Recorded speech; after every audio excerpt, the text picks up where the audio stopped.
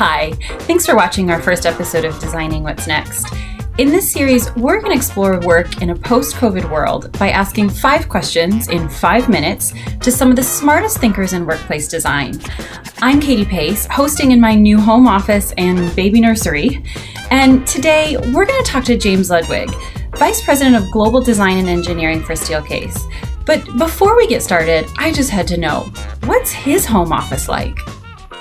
My home office is about variety, flexibility, and staying active. It's working outside. It's sitting with a great view of the tulips. It's sitting in my lounge chair. It's sitting on my sofa, and it's finding my desk when it's time to connect or to do deep work. To me, that I did a picture for our executive team of my ideal office, and I just took pictures of my current one because basically this has been part of my life for many years. I mean, we need to come back to the office because without a doubt, working from home and collaborating over Zoom has its limitations. When I see some of these announcements that everyone's going to work from home, I hope that these companies have the same, sort of attitude towards that as they do their innovation, which is to fail fast, to succeed sooner. Because eventually they're going to realize that they're eroding at the very foundations of what makes up their companies, which is culture. And people make up culture. And the connections that we make up what that is. There's so much that happens before and after the meeting that you can't get from Zoom. The key right now, I think, for organizations is to be open to iteration. Because anyone who says they have the answer right now, I think is going to be wrong tomorrow. It's such an ever-shaping, ever-moving, ever-changing situation.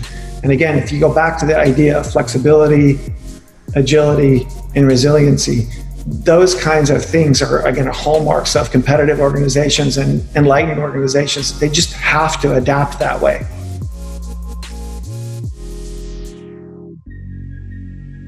A colleague of mine in New York said, sometimes it takes a crisis for us to realize that we're already living in a different world. And I think we've been struggling with this challenge of what work is and what life is and where they separate. And for me, it's just called life.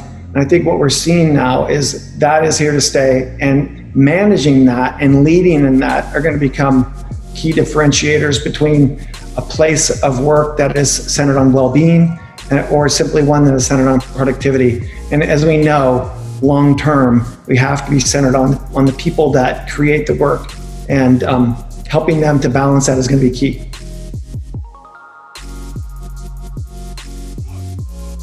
Of course, the health and safety of our people has to be front and center, but eventually we'll move past how we engineer solutions to protect people physically. We have to take into account the entire person and the well-being of people, and that includes cognitive, social, physical, emotional. All those things need to be taken into account.